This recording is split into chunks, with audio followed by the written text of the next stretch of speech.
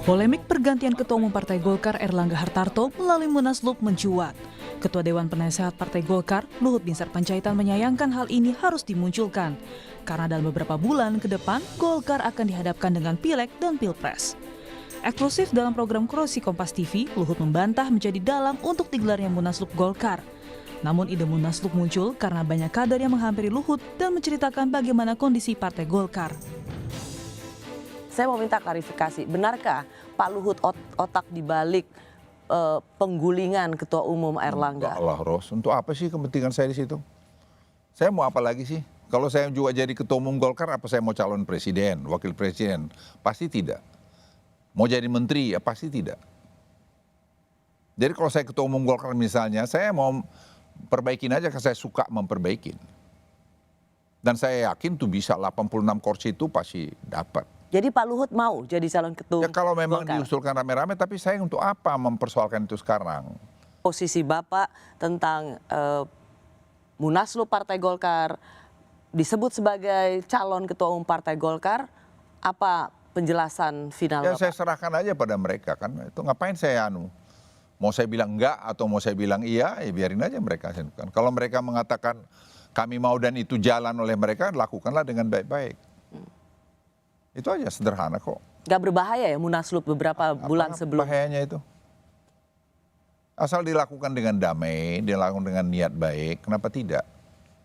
Tapi jangan dilakukan dengan rusuh, itu nggak ada gunanya. Itu akan buat Golkar runtuh. Lakukan dengan baik. Kalau memang itu kesepakatan mereka bersama. Tapi saya nggak campurin itu. Ya Golkar ini banyak kan teman-teman Golkar itu datang ke saya.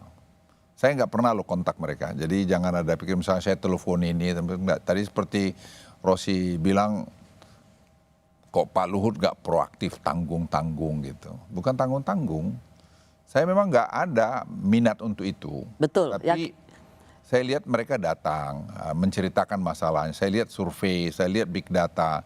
Memang hemat saya, dan saya bicara dengan Pak Erlangga kan hubungan saya baik.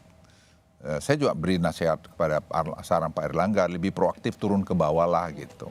Kapitalisasilah kehebatan daripada Golkar ini. Elektabilitas Partai Golkar menurut survei hingga kini terus turun. Hal ini disampaikan kader Partai Golkar yang juga Menteri Investasi dan Kepala BKPM, Bahlil Lahadalia. Bahlil menyebut banyak suara dari perwakilan daerah menyebut Golkar butuh perbaikan.